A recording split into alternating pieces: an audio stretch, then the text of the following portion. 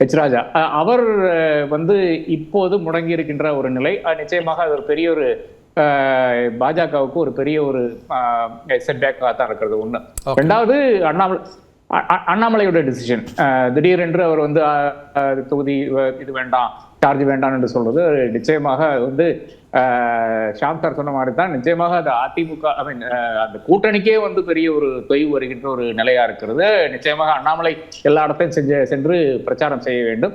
அவர் contest பண்ண வேண்டாம் என்ற ஒரு நிலையில் தான் இருக்கிறாரு. அதுல ஒன்னும் மாற்றுக்கிறது யாருக்கு இருக்க முடியாது என்று நான் கருதுகிறேன். பாஜகக்குள்ளாலே அதுக்கு ஒரு மாற்றுக்கிறது கிடையாது. ஆனால் உள்ள இருக்கின்ற சில எலிமெண்ட்ஸ் இல்ல அவரையே நிக்க மாட்டேங்கிறாரு, பாக்கி இருக்கிற தலைவர் எல்லாமே கண்டெஸ்ட் பண்றாங்களே, அந்த மாதிரி ஒரு பாலிடிக்ஸ் கூட அங்க போயிட்டு இருக்கிறதாக நான் அறிகிறேன். எதற்காக அவரை மட்டும் ஏன் விட்டு வைக்கிறீங்கன்றது இது கூட இருக்கிறது. ஸோ அந்த விஷயங்கள் எல்லாம் இந்த ஸ்டேட் லெவல்லே அது கர்வ் பண்ண வேண்டிய விஷயங்கள். அது இப்போ அடிக்கடி சென்டருக்கு போய் கொண்டிருக்கிறது. அது யாரை கிடைச்சாலும் பியூஷ் கோயல்ல இருந்து யாரை கிடைச்சாலும் அவர்களுடைய இடமெல்லாம் இதை பத்தி பேசுகின்ற ஒரு சூழ்நிலை வருகிறது. அப்போ பாஜகக்குள்ள இந்த ஒரு அன்சர்டனிட்டி ஃப்ளூயிடிட்டி நிலவில் இருக்கிறது. அதுல முக்கியமான ஒரு கேசவ விநாயகத்தினுடைய ஒரு செட்பேக்னு பாத்தீங்கன்னா நிச்சயமாக தேமுதிக விஷயத்தில் தான். அது திமுக அவர்களுக்கு ஒரு சீட் ஆஃபர் பண்ணி அதன் ஏறத்தாழ அந்த பேச்சுவார்த்தைகள் புரோகிரஸ் ஆகக்கூடிய ஒரு நிலைமை பார்த்து கொண்டிருக்கிறோம்.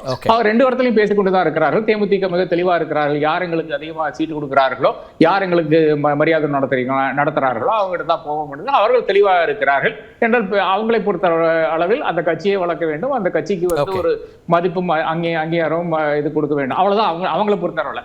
அது நமக்கு புரிஞ்சு கொள்ளக்கூடிய இடத்துல தான் நாம் அனைவரும் இருக்கிறோம். அப்போ அந்த ஒரு நிலைமையில் இன்றைக்கு இருக்கிற சூழ்நிலையில் அது செய்ய முடியாத ஒரு இல்லை என்றால் பாஜக கூட்டணிக்குள்ளால கொண்டு வர முடியாத ஒரு நிலைமை உருவாகிறது. அதுக்கும் அனைவரும் சேர்ந்து இவரு தலையிலே கட்டியிருக்கிறாங்க. ஏன்னா இவரு தான் ரெப்ரசன்டேட்டிவ், RSS ரெப்ரசன்டேட்டிவ் இருக்கிறது. BL சந்தோஷ் அவரை ப்ரொடெக்ட் பண்ணலாங்கிறது அடுத்த விஷயமாக தான் நான் பார்க்கிறேன். என்றால் BL சந்தோஷும் also is torn between Annamalai and Kesava Vinayagam. அது பாஜகக்குள்ளால் இருக்கின்ற பிரச்சனையால பார்க்கிறேன். அதிமுக இன்னைக்கு இருக்கிற சூழ்நிலையில் அவர்களால் எந்த அளவுக்கு துரிதமாக செயல்பட்டு கொண்டு ஒரு தேமுதிகவோடையோ இல்லை என்றால் பாக்கி இருக்கிற நபர்களுடைய பேச முடியும் என்ற நிலைமையும் இருக்கிறது. முன்னாள் இருந்த அதிமுக, அதாவது ஒருங்கிணைந்த அதிமுக தான் நிச்சயமாக ஒரு 10 பேர் போய் பேசியிருப்பாங்க. செங்கோட்டையன் இருந்தாரு, OPS இருந்தாரு, அப்கோர்ஸ் சசிகலா அந்த மாதிரி பேச மாட்டாங்க.